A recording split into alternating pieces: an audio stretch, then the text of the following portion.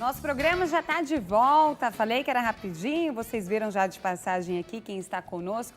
A doutora Triana Portal, nossa psicóloga clínica, vai conversar com a gente agora sobre medos e fobias. Doutora, muito boa tarde. Seja bem-vinda novamente ao nosso programa. Boa tarde. Muito bom estar aqui. Vamos falar sobre fobias e medos. A gente que agradece a sua participação e você aí de casa também pode aproveitar e tirar todas as suas dúvidas com a nossa psicóloga clínica, a doutora Triana Portal. Se tem alguma dúvida, tem algum questionamento ou quer compartilhar a sua experiência em relação a esse tema, medos e fobias, participe com a gente através das nossas redes sociais. Facebook você já conhece, facebook.com/nossopgm, facebook.com/nossopgm. Tem também o Instagram, pode mandar sua mensagem para mim, que eu passo para a doutora Triana também, @JessicaNunes_6, @JessicaNunes_6, ou se você preferir, pode ligar e participar ao vivo com a gente. Se ficar com vergonha, não tem problema não também, é só você passar a sua pergunta para a nossa produção que eles passam para a gente. Telefone de contato é o 0 operadora 11 3337 5886, 3337 5886. Doutora Triana, sentir medo é mais natural do que a gente acha? Sentir medo é importante, né? É um sentimento de autopreservação. Todos a gente vem já desde os primórdios marcado pela expressão do medo, porque isso nos protege dos perigos. Boa. Né? Então, por exemplo, se a gente não tiver medo de altura, a gente pode se acidentar, ou se a gente for completamente desprovido de medo de um animal peçonhento ou de um animal feroz, a gente pode, né, É verdade, se arriscar demais, pode sair machucada dessa história. É uma questão assim de lucidez, né? Um medo faz parte, como raiva, como outras emoções, faz parte da gente e é importante.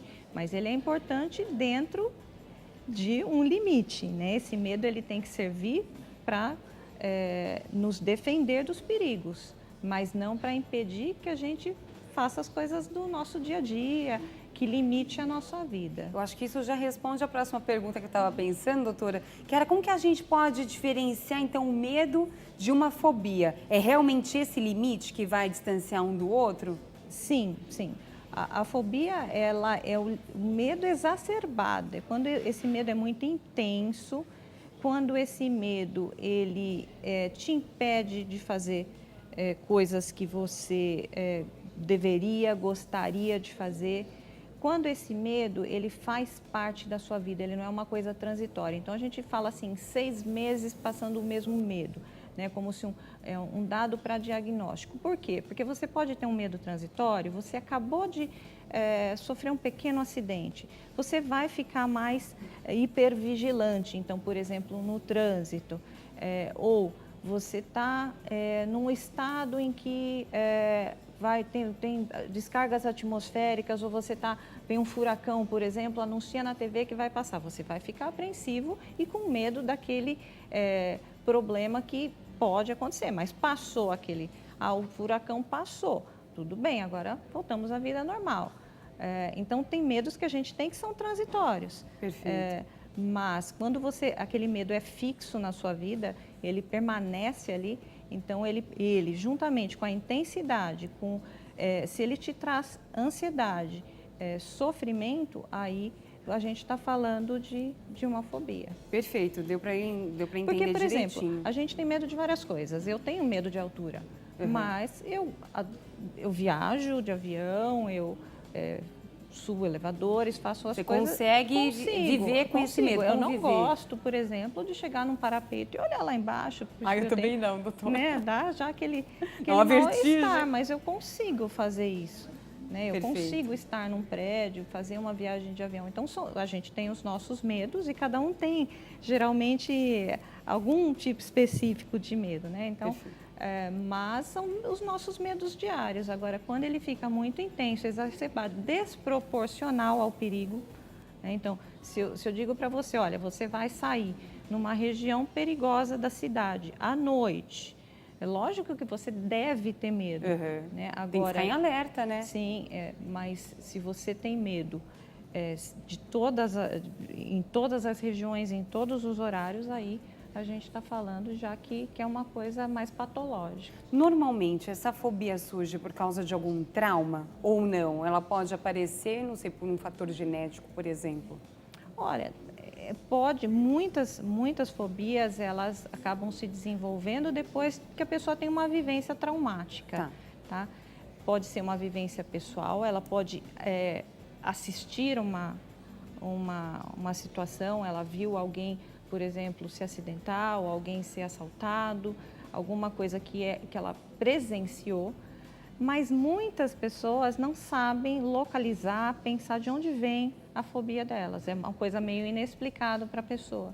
Então, assim, eu não tive nenhum problema com baratas, mas eu tenho um medo enorme de baratas, um medo, assim, paralisante de baratas. Mas então, muitas pessoas não sabem localizar quando que começou e por que começou esse medo.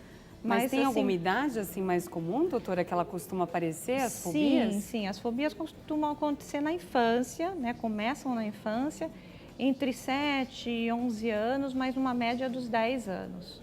Entendi. E uma fobia, ela pode se transformar em outra fobia ou não? Olha, ela pode somar fobias, né? Se transformar em outra, talvez não, mas uma pessoa que tem uma fobia, ela normalmente tem mais de uma, Entendi. 2 ou 3 fobias diferentes, né? Porque a gente categoriza as fobias, né? Então, existe a fobia que ela é animal, que ela envolve insetos, animais, a fobia situacional, que é aquela fobia de lugares, né? Então, eu estou de estar num elevador, de estar dentro do ônibus, numa fila.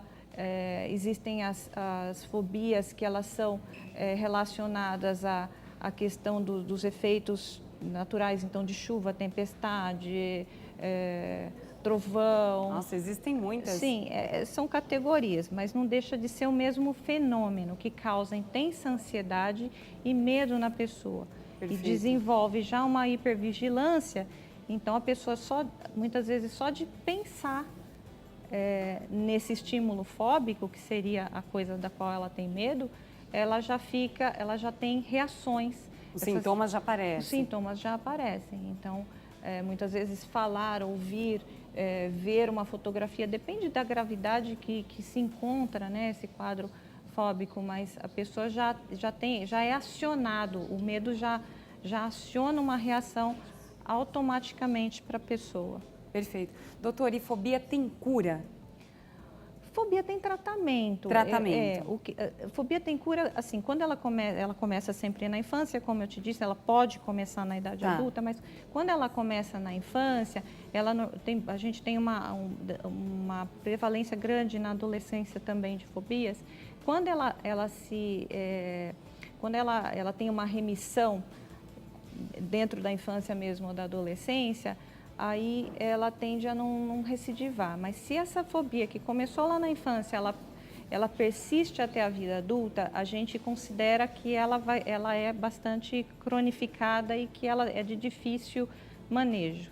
Tá? Então, a pessoa precisa, logicamente, tratar, mas é uma coisa que vai conviver com a pessoa. Perfeito. Doutora, a gente separou agora uns nomes um pouco diferentes do que a gente está acostumado, para você ajudar a gente a descobrir qual tipo de fobia é. Pode colocar então a primeira tela, vamos colocar para a gente ver o nomezinho esquisito, ó. Acrofobia. Não sei se estou certa, esse seria o medo de lugares altos? Acrofobia, medo de lugares altos, então a gente está falando de um medo situacional, como eu te falei, né? Dentro da categoria do medo situacional. É um medo bastante comum. Ele é bem comum? É verdade, comum. Muita gente tem medo de altura, né? Eu acho que até porque ele vamos dizer, infere um perigo real, né? O perigo de você, por exemplo, cair. Né? Mas, como eu disse, né? Eu até usei esse exemplo no começo.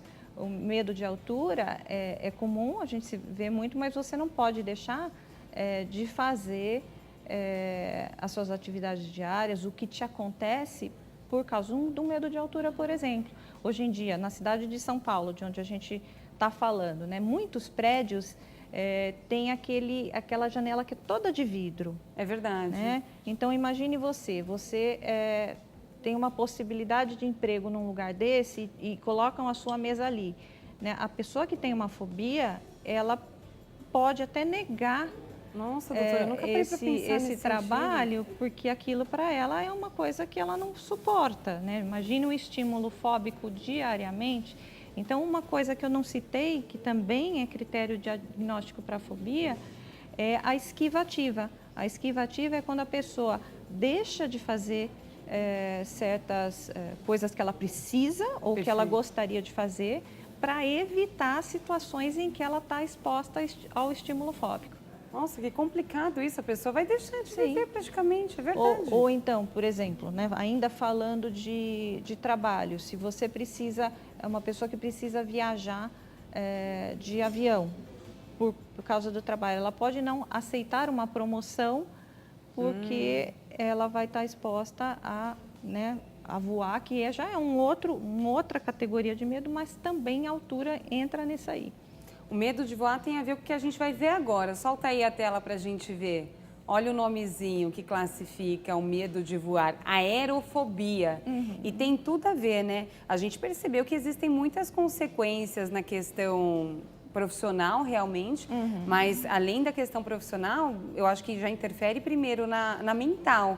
E isso, consequentemente, deve virar um ciclo nervoso, porque o medo ele vai meio que consumindo a pessoa. Te tira o sono, te causa muitas coisas, muitas doenças até mesmo físicas, por causa daqui. E hoje em dia já tem muitos estudos que comprovam isso, né, doutora? Que tudo começa no nosso mental. Sim, como eu disse para você, assim, o medo, ele começa como medo, ele pode vir outro medo, só que ele pode trazer consequências para a vida da pessoa, né? É um transtorno de ansiedade, as fobias estão dentro dos transtornos de ansiedade.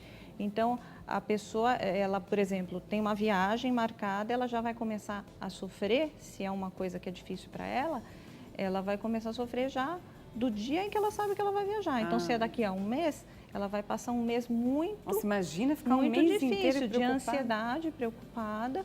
Né?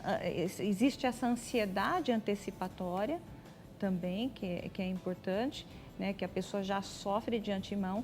E há pessoas que evitam, de fato, não fazem, e tem as pessoas que enfrentam essas situações, mas há muito sofrimento nesse enfrentamento, é muito difícil, é muito penoso. Então, isso também é um dado para a gente diferenciar do medo. Boa, doutora. E o que a gente pode fazer na questão de tratamento? É mais indicado fazer uma terapia ou às vezes tem que entrar com medicamento? Como é que funciona nesses casos? Depende do caso, tá? Em alguns casos a medicação é importante sim, né, para o alívio dos sintomas, mas a medicação nesse caso ela não tem uma coisa assim terapêutica, ela precisa ser associada à terapia. Perfeito. A terapia para ter uma mudança até de pensamento, porque o que acontece, né? Você, como eu falei, o medo, ele vem de uma resposta instintiva da gente de que existe um perigo. Sim. Né? Aí você tem você chega esse estímulo para você, aí você fala, bom, esse perigo é proporcional, ele é desproporcional, a gente faz aí, vamos dizer, um processamento, né? Existe uma fase do pensamento e o que isso significa para a gente. Para a pessoa que tem a fobia, ele é desproporcional, ele não faz sentido se a gente parar para pensar, né? Em algumas fobias. Avião, existe o perigo de queda? Existe, mas é muito, muito pouco, então isso não deveria justificar. O medo é desproporcional ao... Mas sabe o que eu fico pensando, doutora Triana? Tem algumas pessoas que têm alguma dificuldade de aceitar até mesmo o tratamento. Eu, por exemplo, tenho uma tia que tem medo de avião, ela morre de medo. A filha dela mora nos Estados Unidos, ela morre de saudade da filha, mas não tem coragem de ir. Veja só. A gente, tia, por que você não faz um tratamento? A vida fica empobrecida. Ela chora e fica falando tudo, mas não vai atrás, não deixa, não preciso, mas sofre com aquilo. Então a pessoa também tem que ter aquela vontade de falar, não, eu vou pelo menos buscar uma ajuda.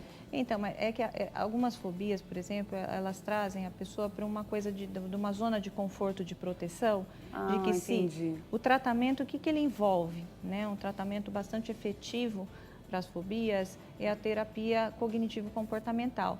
E ela exige da pessoa mudanças de pensamento e de atitude. Então, isso, lógico, dá trabalho e vamos dizer, um tratamento doloroso nesse sentido, porque se você tiver que ser exposta ao seu medo, né, é lógico que é uma exposição gradativa, assistida, né, por um profissional e tudo isso. Isso que eu ia falando, não é do dia para a noite, não, né? Que agora eu tô curada, não tem mais medo de nada. Vão pegar você, vão te puxar e te jogar ali no lugar onde você tem medo. Não é assim. Perfeito, né? Isso tudo é trabalhado. Então, a psicoterapia tradicional, ela vai tratar a pessoa, assim, entender onde começou esse medo, essa fobia, o porquê, né? Tratar de outras demandas emocionais que a pessoa tem. A terapia comportamental, ela já vai direto ali na mudança de pensamento, né, em relação àquilo. Então, você vai aprender a reprocessar a forma como você vê essa coisa que te causa tanto desespero, né, e tanta ansiedade. Então, você vai ter que ressignificar, você vai ter que dessensibilizar com estímulo, com a exposição gradativa ao perigo, ao medo que você supõe que seja a sua fobia. Né? Então, é um tratamento que dá trabalho para a pessoa, né? Porque se é para tomar uma medicação e estou curada, é muito mais simples, né? Agora, se você precisa enfrentar o seu medo e, no caso das fobias, o enfrentamento vamos dizer, base de que você vai se acostumando, como o medo de dirigir. Eu não sei se você vai a gente falar vai sobre falar daqui a isso, pouquinho. Não sei se vai dar tempo, mas pode falar, doutora, o medo por favor. de dirigir, como que as pessoas... Tem muita gente que é habilitada, que já tirou a carta e não consegue. Tem medo de dirigir. Como é que você vai conseguir dirigir? Você vai ter que entrar dentro do carro e ir devagarinho, com uma pessoa ali ao seu lado e treinando, dia após dia, você vai acostumando com aquela situação. E acostumando com a situação, você vai ali diluindo a sua fobia. Perfeito. Vamos ver se dá para a gente colocar a tela do medo de dirigir. Olha o nome dessa fobia, gente. Amaxofobia. Vê se o pessoal consegue encontrar aí para mostrar direitinho como se escreve, já que a gente já está falando do medo de dirigir, a gente já ensina. Amaxofobia, esse é o famoso medo de dirigir. E normalmente as causas são aquelas que a gente falou, podem vir depois de um trauma, por exemplo, né? Sim, sim. Muitas pessoas... Nossa, é verdade. Tem uma pessoa que eu conheço, doutora, depois que ela sofreu um acidente de moto, ela não anda mais de moto de jeito nenhum. Sim. Então, pode ser uma experiência vivida, pode ser alguma coisa que puseram na cabeça dela. Então, também, sabe, aquela coisa, olha, é perigoso, olha, você não dirige bem, ai, será que, sabe, a pessoa já foi, às vezes, desde criança. Então, por exemplo, aquela avó que morre de medo de água, a minha. Sim. Né? Não pode segurar os netos para não deixar entrar na praia ou na piscina. Não, piscina é coisa perigosa, não é coisa boa. Então, assim, a pessoa se a pessoa cresce sendo alertada de um perigo, que aquilo é uma coisa muito perigosa, ela pode absorver. Olha se ela tem um temperamento, vamos dizer, que predispõe a absorver isso, ela pode, então, também vir da vivência.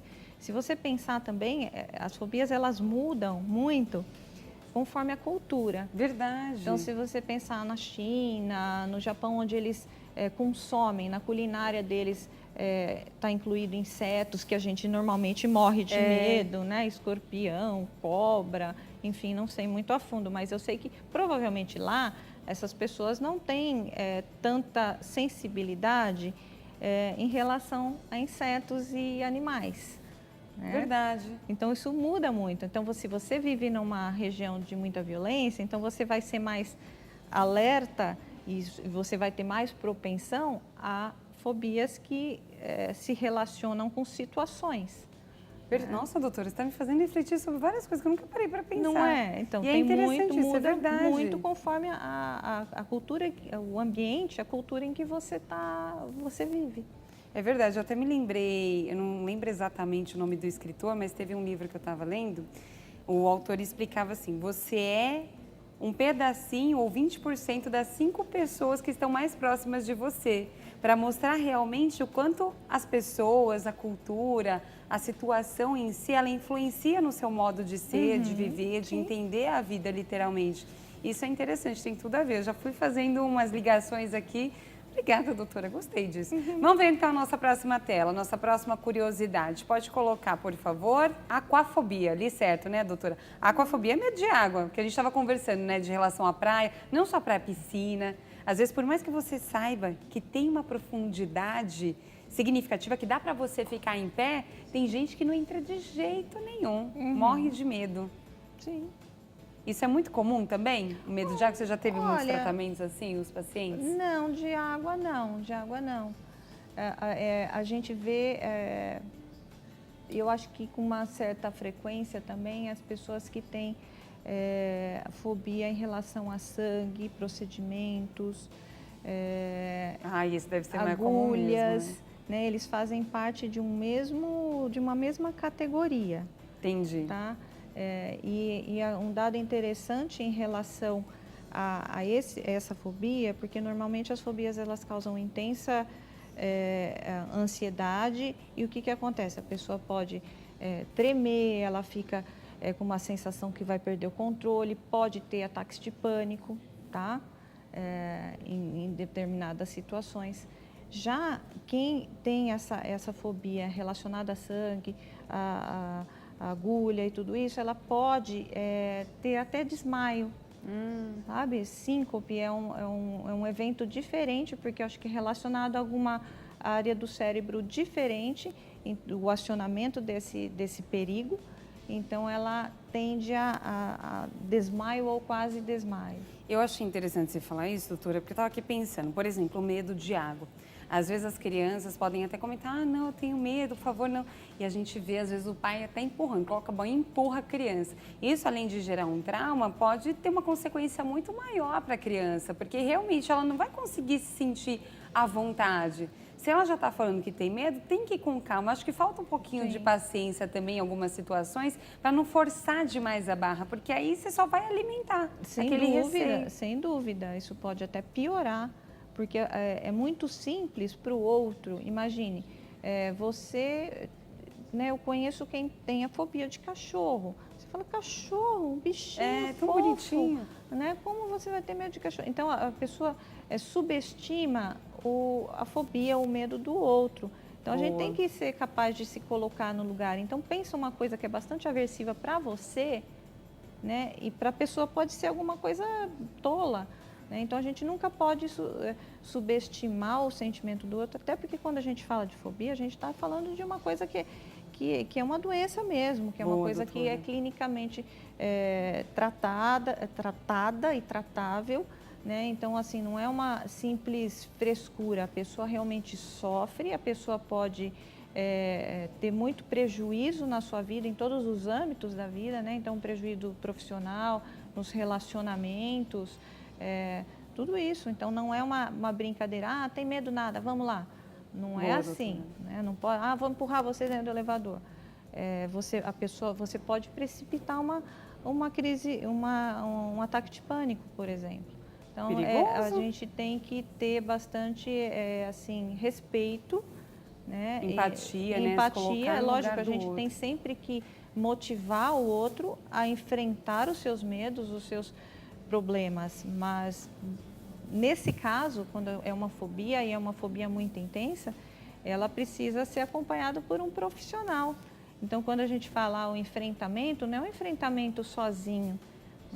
Há profissionais que acompanham a pessoa, né? Existe, por exemplo, para medo de avião, existem simuladores, né, em que a pessoa vivencia como se tivesse. Recentemente eu ouvi falar também de uma tecnologia virtual, né, em que a pessoa vai como ela tem aquela experiência mesmo, né? de que, né? Então são vários tipos de tratamento que a gente tem hoje, que isso é muito bom, né? Isso é verdade. Mas não é o enfrentamento, quando eu digo, não é jogar a pessoa dentro do estímulo fóbico dela, mas sim ela acompanhada de um profissional trilhar esse caminho. Bacana. E é um Doutora, processo, né? É um processo, tem que procurar um profissional qualificado, gente. Não é olhar na internet nem nada, não. Procure um profissional qualificado. Doutora, infelizmente nosso tempo acabou. Já? Não vai dar tempo da gente mostrar as outras Nossa, fobias, não. São muito que curiosas, coisa. mas é porque você explica muito bem. É Ah. uma aula também que a gente tem, dá vontade. Você vai ter que voltar para a gente terminar essas fobias. Você Volto, aceita o sim, nosso só convite chamar. novamente? Claro. A doutora Triana já é de casa, né? A Rita já é dela, ela já é nossa, a gente fica mais à vontade.